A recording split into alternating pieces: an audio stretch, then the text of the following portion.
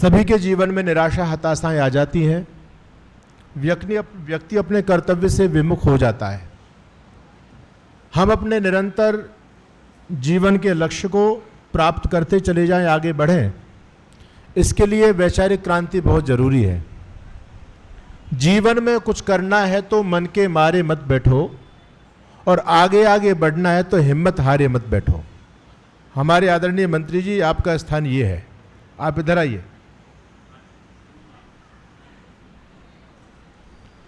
जो व्यक्ति पुरुषार्थी होता है, बच्चों मैं आपके लिए बताना चाहता हूं कि आप पुरुषार्थ करोगे, दूध जो गाय देती है ना, तो दूध मिलता है पुरुषार्थ करने से, बिना पुरुषार्थ के तो गोबर ही हाथ लगता है। इसी प्रकार से जो व्यक्ति अपने जीवन में पुरुषार्थी होता है वो बहुत ऊंचाइयों को प्राप्त करता है। तो अभी आप लोगों का भविष्य है, आप में से कोई बहुत बड़ा अधिकारी बनेगा, कोई राजनीति के क्षेत्र में जाएगा, कोई समाज के क्षेत्र में जाएगा। तो आप लोग जितना पुरुषार्थ करेंगे उतनी बुलंदियों को प्राप्त करेंगे। लेकिन विचार सबके मूल में होता है, विचार ही व्यक्ति को महान बनाता है। विचार हमारी सबसे बड़ी संपदा है। अगर व्यक्ति विचार शून्य है तो वो जीवन में कुछ भी नहीं कर सकता। वैचारिक क्रांति एक ऐसी क्रांति होती है जिसके सामने दुनिया की सारी क्रांति बौनी पड़ जाती है। एक विचारी था जो बालक मूलशंकर को महर्षि दयानंद बना करके चला गया। एक विचारी था जो महात्मा मुंशी राम को स्वामी श्रद्धानंद बना देता है। एक विचारी तो था जो नास्तिक गुरुदत्त को आस्तिक बना देता है। तो विचार हमारे जीवन की सबसे बहुमूल्य निधि होती है, और वैचारिक क्रांति हमारे जीवन में होती रहे, इसके लिए इस प्रकार के आयोजनों की आवश्यकता पड़ती है। आज कहीं ना कहीं हम अपने विचारों से दूर होते चले जा रहे हैं, और जो हमारे जीवन के उन्नति के सोपान थे जिनको हम प्राप्त कर सकते हैं, उन चीज़ों का समाज में आज अभाव दिखाई दे रहा है। तो कहीं ना कहीं वैचारिक पतन समाज में बढ़ रहा है। आर्य समाज का उद्देश्य रहा है, महर्षि दयानंद जी महाराज ने वैचारिक क्रांति दुनिया के अंदर की। और बच्चों याद रखना, जो सबसे बड़ी क्रांति होती है वो वैचारिक क्रांति होती है। शस्त्रों के अंदर वो ताकत नहीं होती जो शास्त्र के अंदर यानी विचार के अंदर ताकत होती है। महर्षि दयानंद जी महाराज अपने विचारों के बल पर पूरी दुनिया को बदल करके चले गए। तो विचारों की ताकत दुनिया की सबसे बड़ी ताकत होती है। जितनी भी क्रांतियां हुई हैं वो सारी क्रांति वैचारिक क्रांति हुई। हथियारों से भी क्रांतियां हुई हैं, लेकिन हथियार वाली क्रांति ज़्यादा लंबे समय तक नहीं टिक पाई। वैचारिक क्रांति महर्षि दयानंद को आप सभी देखेंगे तो स्वामी दयानंद के पास कोई हथियार नहीं थे। महर्षि दयानंद को एक व्यक्ति ने लाठी दे दी जब जंगल में जा रहे थे कि स्वामी जी लाठी अपने पास में रखो, जंगल में जा रहे हैं तो भालूवादी बहुत सारे जंगली हिंसक जंतु मिल जाएंगे आपको। तो ऋषि दयानंद ने उस लाठी को भी फेंक दिया। स्वामी दयानंद के पास कोई हथियार नहीं था, कोई लाठी नहीं, कोई कुछ भी अस्त्र शस्त्र नहीं था, लेकिन ऋषि दयानंद के पास था तो एक विचार था, और उस विचार ने पूरी दुनिया को बदलने का काम किया। आज उसी विचार की समाज को आवश्यकता है। आज आपका राष्ट्र अच्छी स्थिति में नहीं है। जो हमारा सनातन धर्म है, जो हिंदू समाज है, उसकी स्थिति दिन प्रतिदिन डामाडोल होती चली जा रही है। वैचारिक संपदा के अभाव में आज हम अपने बच्चों को विचार नहीं दे पा रहे हैं। जीवन की सबसे अनमोल निधि है विचार, लेकिन आज का अभिभावक बच्चों को सारी चीजें देता है। बच्चों को गाड़ी देता है, मोबाइल देता है, खाने की सारी व्यवस्था देता है, आवास देता है, लेकिन जो उसके जीवन के लिए सर्वाधिक आवश्यक है वो विचार हम अपने बच्चों को नहीं दे पा रहे। हमारे बच्चों को विचार दे रहे हैं मोबाइल और टेलीविजन। जो हमारे धर्म को नष्ट करने का षड्यंत्र कर रहे हैं वो लोग हमारे बच्चों को विचार दे रहे हैं। जो विचार हमको अपने बच्चों को देने चाहिए थे, हम कहीं ना कहीं अपने बच्चों को विचार देने में असफल होते चले जा रहे हैं। तो वही काम 7-8 दिन तक आपके यहाँ 10 दिन का जो शिविर चलेगा, इस शिविर के अंदर किया जाएगा। उन बच्चों को पुरानी जो वैचारिक परंपरा है उससे जोड़ा जाएगा। हमारे ऋषि मुनियों की जो वैचारिक परंपरा है उससे आपको जोड़ने का काम किया जाएगा। बच्चों याद रखना, 2 प्रकार की लड़ाइयाँ होती हैं समाज में। एक होती है शस्त्र की और एक होती है शास्त्र की। एक होती है विचार की और एक होती है हथियार की। इन दोनों लड़ाइयों में ताकतवर लड़ाई कौन सी होती है, विचार की या हथियार की? विचार की लड़ाई होती है। स्वामी श्रद्धानंद जी का नाम आप सभी जानते हैं। जब अंग्रेज लोग गुरुकुल कांगड़ी के अंदर पहुंचे और उन्होंने कहा कि स्वामी जी, हमने सुना है कि आपके गुरुकुल में बम बनते हैं। तो स्वामी श्रद्धानंद कहते हैं, बिल्कुल ठीक सुना है, बम तो बनते हैं, हम बनाते हैं बम। तो अंग्रेज को बड़ा आश्चर्य हुआ कि देखो, ये निर्भीक सन्यासी एक तो बम बना रहा है और फिर उस बात को स्वीकार भी कर रहे हैं। इनको ये भय नहीं है कि अंग्रेज शासन इनको क्या दंड देगा। तो वो कहता है कि बताओ, आप अपने बम दिखाओ, आपके बम कहाँ हैं और कैसे आप बम बनाते हैं। तो स्वामी श्रद्धानंद गुरुकुल में पढ़ने वाले विद्यार्थियों को दिखाते हैं उनको और कहते हैं, ये मेरे बम हैं, ये मेरे वैचारिक बम है। और जब ये वैचारिक बम यहाँ से विचारों को लेकर के जब फटेंगे, जब अपने विचारधारा का प्रचार करेंगे, तो तुम्हारी संतलत को हिला करके रख देंगे। और इतिहास इस बात का साक्षी है कि जब गुरुकुल के ब्रह्मचारी निकले, गुरुकुल के सन्यासी निकले, तो समाज में एक परिवर्तन उन्होंने किया। तो वैचारिक ताकत दुनिया की सबसे बड़ी ताकत होती है। स्वामी श्रद्धानंद जी महाराज जब दिल्ली के चांदनी चौक पर रॉलेट एक्ट के खिलाफ जब आंदोलन का नेतृत्व कर रहे थे, तो उनके हाथ में कोई अस्त्र शस्त्र नहीं था, निहत्थे थे स्वामी श्रद्धानंद जी महाराज। सामने से अंग्रेज सेना आती है, उनके पास में हथियार भी थे और उन्होंने वहां स्वामी जी को रोकना चाहा और कहा, खबरदार, यदि एक कदम भी आगे बढ़े तो गोली चला दी जाएगी। स्वामी श्रद्धानंद 4 कदम आगे चलते और अपने सीने को खोल देते हैं और कहते हैं, तुम मेरी दम है तो गोली चला करके देखो, मैं तुम्हारी गोली की ताकत को देखना चाहता हूं। बच्चों, याद रखना, अंग्रेज लोगों की बंदूकें धरी रह गई, बंदूकें नीचे झुक गई, लेकिन निहत्थे श्रद्धानंद ने उनकी बंदूकों को झुकाने का काम किया, क्योंकि स्वामी जी के पास में वैचारिक शक्ति थी। तो जिसके पास में विचार होता है वो किसी से घबराता नहीं है, वो सबके सामने लड़ता है। स्वामी श्रद्धानंद को देखो, हमारे आर्य समाज की जो बलिदानी परंपरा रही है, उनके पास में क्या था? केवल विचार ही तो थे। तो उन विचारों के बल पर वो दुनिया में एक संदेश दे करके गए। तो ये विचार, उसी विचार को देने का काम आपके बीच में किया जाएगा। मुख्य बात जो मैं आपको बता रहा हूं, हमारे सनातन की विचारधारा बड़ी स्ट्रांग है, बड़ी मजबूत है, बड़ी पावरफुल है बच्चों।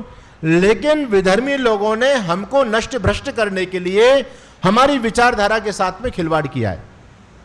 हमारी जो सनातन की विचारधारा थी उसको बिल्कुल लुंज पुंज बना दिया, आज बिल्कुल असहाय बना दिया, बिल्कुल कमजोर बना दिया, क्योंकि वो हमको नष्ट करना चाहते थे। वैचारिक हमला दुनिया का सबसे बड़ा हमला होता है। उन्होंने हमारे विचारों पर हमला किया और हमला करके हमारी आने वाली पीढ़ी को, रामकृष्ण की वंशजों को, उनकी पीढ़ियों को रामकृष्ण से दूर करने का षड्यंत्र इस भारत की धरती पर चल रहा है। तो 2 प्रकार की लड़ाई है, विचार और हथियार की। हथियार की लड़ाई तो हम लड़ लेंगे, लेकिन हथियार की लड़ाई से भी ताकतवर है विचार की लड़ाई, जो प्रतिदिन वैचारिक प्रहार हमारे बच्चों के ऊपर किए जा रहे हैं। उनका तोड़ कहां है? उसका जवाब कौन देगा? देश पर जब हमला होता है बाहर से, तो इंडियन आर्मी सीमा पर तैयार है दुश्मनों का दांत खट्टे करने के लिए। लेकिन जो देश के अंदर वैचारिक हमले चल रहे हैं, इन हमलों को वैचारिक हमलों का उत्तर देने के लिए केवल दयानंद की आर्मी काम करती है, क्योंकि ऋषि दयानंद जी महाराज ने हमको वैचारिक निधि दी है। हमारी जो सनातन की विचारधारा थी, जो बड़ी स्ट्रांग थी, उसको कालांतर में लोगों ने बिल्कुल लुंज-पुंज कर दिया, मिलावट कर करके बिल्कुल खोखला कर दिया। स्वामी महर्षि दयानंद जी महाराज ने आकर के उसी सनातन की विचारधारा को हमारे सामने विशुद्ध रूप में धरा, और उसका आज परिणाम यह है कि स्वामी दयानंद की विचारधारा के सामने दुनिया का कोई भी विधर्मी, कोई भी पाखंडी टिक नहीं सकता। आज मुल्ला मौलवी पादरियों में खलबली मची हुई है। वो डरते हैं कि जब तक आर्य समाज जिंदा है, तब तक दयानंद की विचारधारा जिंदा है, तब तक हम गजवाए हिंद नहीं कर सकते। क्योंकि हम जैसे ही हमला करते हैं, वैचारिक हमला करते हैं, तो आर्य समाज के लोग आकर के हमारे वैचारिक हमले को झेल लेते हैं अपने ऊपर। हम प्रश्न करते हैं, हिंदू पीढ़ी से प्रश्न पूछते हैं, तो आर्य समाज के लोग उसका जवाब देते हैं और वो हमसे उल्टा प्रश्न कर देते हैं। उन आर्य समाजी लोगों के प्रश्नों का जवाब हमारे पास में नहीं है। तो वैचारिक क्रांति होनी चाहिए। आप यदि इस वैचारिक क्रांति से जुड़ गए बच्चों, तो आप अपना भी भला करोगे, संस्कृति का भी भला करोगे और धर्म का और राष्ट्र का भी भला करोगे। इसलिए आज का जो हालात हैं, इन हालातों में अपनी संस्कृति को जानना बहुत जरूरी है। स्कूली शिक्षा तो आप पढ़ते ही हैं, लेकिन उसके अलावा धर्म क्या है, संस्कृति क्या है, देश के हालात क्या हैं, हमारे पूर्वजों ने कितना बलिदान दे करके हमारी सनातन संस्कृति को संरक्षित किया है, ये पूरा विशुद्ध इतिहास आपके बीच में रखा जाएगा। अभी आप लोगों ने देखा, इस देश में बहुत बड़ा पंगा हुआ, राणा सांगा को लेकर के एक व्यक्ति ने उल्टा बयान दिया और उस व्यक्ति के सामने भी लोग खड़े हो गए। तो ये क्या षड्यंत्र चल रहा है देश के अंदर? ये हमारे महापुरुषों को कलंकित करके और हमारी पीढ़ियों की श्रद्धा को हमारे महापुरुषों से हटाने का षड्यंत्र देश में चल रहा है। इसका जवाब कौन देगा? इसका जवाब आप देंगे। आपको तैयार होना है। ये 10 दिन के अंदर यही प्रशिक्षण आपको दिया जाएगा। आज हमारे विधर्मी भगवान राम को लेकर के हमारे महापुरुषों पर आक्षेप करते हैं, राम को लेके, कृष्ण को लेके, भगवान शिव को लेकर के, और हमारे जितने भी देवी देवता हैं उनको लेकर के हमारे बच्चों से प्रश्न करते हैं। उन प्रश्नों का जवाब किसी कॉलेज के बच्चे के पास में नहीं है। उन प्रश्नों का जवाब मिलेगा आर्य समाज की परंपरा से जुड़े बच्चों के पास में, जो गुरुकुलों से पढ़े, जो आर्य समाज के शिविरों में जाते हैं, उनको जवाब मिलेगा। और जब वो विधर्मियों के प्रश्नों का जवाब देंगे तो आपके धर्म की रक्षा होगी। और केवल आप अपनी रक्षा नहीं करेंगे, बल्कि कितने अबोध हिंदुओं को धर्म पतित होने से बचा दोगे। इसलिए इस कार्यक्रम का आयोजन किया गया है। बच्चों में समझता हूं बहुत से बच्चे पहली बार आए। हम भी बड़े बड़े आयोजन करते हैं, शिविरों का आयोजन करते हैं। अभी हमारे गुरुकुल में भी शिविर चल रहा है जिसमें बहुत बड़ी संख्या में बच्चे हैं। आर्यवीर दल का भी काम मैंने 5 साल तक उत्तर प्रदेश में किया। बड़े बड़े प्रांतीय शिविरों का आयोजन हमने किया उत्तर प्रदेश के अंदर। तो बच्चे आते हैं तो जब पुरुषार्थ करते हैं, घर में तो पुरुषार्थ होता नहीं है, पुरुषार्थ करते हैं, आपकी दिनचर्या व्यवस्थित रहती है तो कष्ट होता है, और फिर मैदान छोड़ करके बच्चे भागते हैं। किसी भी कीमत पर आपको अपना मैदान नहीं छोड़ना, आपको डट करके रहना है, संघर्ष का सामना करना है, मुकाबला करना है। और आप मुकाबला कर गए इस 10 दिन के अंदर, तो मैं दावे के साथ में कहता हूं कि 10 दिन के बाद जब आप 11वें दिन अपने घर के लिए प्रस्थान करोगे तो आप यहां से एक नई चीज लेकर के जाओगे। आपको संतुष्टि होगी कि हां, मैंने 10 दिन के अंदर कुछ पाया है। और याद रखना, विचार एक ऐसी चीज होती है जो व्यक्ति को शांत बैठने नहीं देती। अगर विचारों का बीजारोपण आपके अंदर हो गया तो आप जहां से भी आए और जहां जाओगे तो वहां शांत नहीं बैठ सकते। आप भी, हमारे भाई योगेंद्र खट्टर जी के पास में क्या है? अरे विचार ही तो है।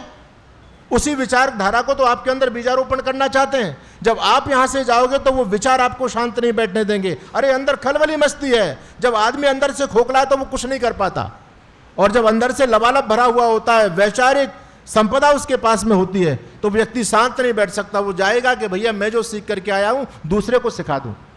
तो आप शांत नहीं बैठे, आपको यहां से अग्नि को लेकर के जाना है, वैचारिक अग्नि को लेकर के जाना है, और फिर अपने क्षेत्र में वो वैचारिक अग्नि के दीपक जलाने हैं। वैदिक सिद्धांतों का प्रचार प्रसार करना है। वैदिक धर्म को बचाने के लिए आपको सबको योगदान देना है। ये देश केवल क्रांतिकारियों का नहीं है, हम सबका है। क्या ये देश उन्हीं का है जो युद्धों में मर जाते हैं, अपना लहू बहाकर टीका सरहद पर कर जाते हैं?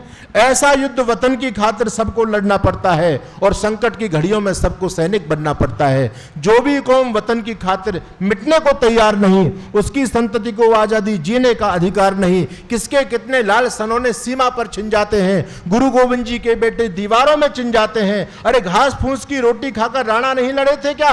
बंदा बैरागी के तन पर हाथी नहीं चढ़े थे क्या? झांसी की रानी लड़कर राजधानी मिटवा देती है, और पन्ना दाए वफादारी में बेटा कटवा देती है। यह घटना उनको सूरज की लाली में रख देती है, और हाड़ा रानी शीश काटकर थाली में रख देती है। बंधु, प्यारे बच्चों, उन्होंने अपने धर्म और संस्कृति के लिए बलिदान दिया।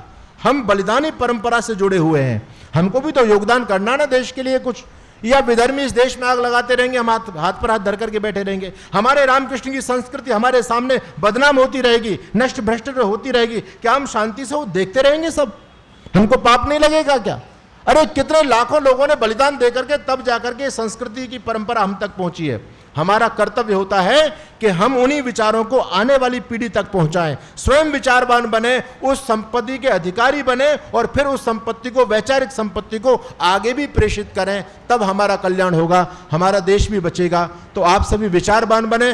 10 दिन तक डट करके मुकाबला करना है आपको। एक भी पीरियड आप आलस्य प्रमाद में बिल्कुल गंवाना नहीं है, बिल्कुल मत गंवाना। आलस्य आएगा, आपको 4 बजे जगाया जाएगा, बहुत कठोर दिनचर्या आपकी होगी, लेकिन यदि आप डिग गए तो मामला बिगड़ जाएगा। भगवान कृष्ण कहते हैं, जिन कामों को करने में प्रारंभ में कष्ट होता है, अंत बहुत सुखदायक होता है, और जिन कार्यों का प्रारंभ सुखदायक होता है, उनका अंत बहुत दुखदायक होता है।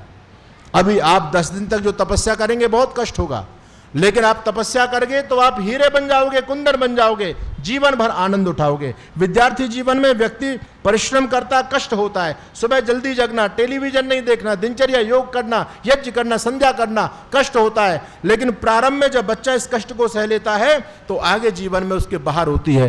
तो संघर्षवान बनना है, यहां से विचारवान बनकर के आप जाएं और इस विचार को जन जन तक पहुंचाएं। आज 7 समंदर से पार से आकर के ईसाई लोग अपने विचारधारा को फैला रहे हैं हमारे बीच में। उनका जवाब कौन देगा? उनका जवाब आप लोगों को देना, आप लोगों को तैयार होना है। तो उनको जवाब देने के लिए आपको तैयार किया जाएगा। ऐसे शिविरों की जगह जगह आवश्यकता है, पूरे देश में शिविर होने चाहिए। और आप लोग तो उस क्षेत्र से आए हैं जहाँ पर स्थिति बहुत डामाडोल हो चुकी है, तो आपको तो बहुत गंभीरता के साथ में, बहुत सतर्कता के साथ में अपने आप को तैयार करना है। मैं पूरी टीम के लिए, हमारे आदरणीय खट्टर साहब के लिए बहुत धन्यवाद करता हूँ, और जो इस प्रकार के आयोजन करते रहते हैं। हमारे आदरणीय विनय जी बैठे हुए हैं, हमारे आदरणीय प्रधान जी हैं, ये पूरी टीम बहुत अच्छा कार्य कर रही है। और मानव निर्माण का कार्य सबसे महत्वपूर्ण कार्य है, इस पर ध्यान देना चाहिए आर्य समाज को। इससे क्या है, आर्य समाज का भविष्य भी बचेगा। ये बच्चे हमारी पौध हैं, ये हमारी पीढ़ियां हैं। इनको यदि हमने वैदिक परंपरा से जोड़ दिया तो आपका धर्म सुरक्षित है, आर्य समाज भी सुरक्षित है, देश भी सुरक्षित है। तो बच्चों, आपका जीवन अच्छा बने, तपस्या करना, खूब डट करके मेहनत करना। 10 दिन गुरुकुल की दिनचर्या का आप आनंद लीजिएगा, और यहाँ से जाकर के जो कुछ आपने सीखा है इसको प्रचारित प्रसारित करना है, इस योग्य आपको बनना है। भगवान आपको शक्ति सामर्थ्य प्रदान करें। और हम सभी आयोजकों का अपनी दिल की गहराई से मैं धन्यवाद करता हूँ कि आप लोगों ने बहुत अच्छा ये काम किया है। ऐसे काम किया समाज में आवश्यकता है, जिससे हमारा देश, धर्म, संस्कृति सुरक्षित रह सकती है। बहुत बहुत धन्यवाद, सबको शुभकामनाएं और आशीर्वाद।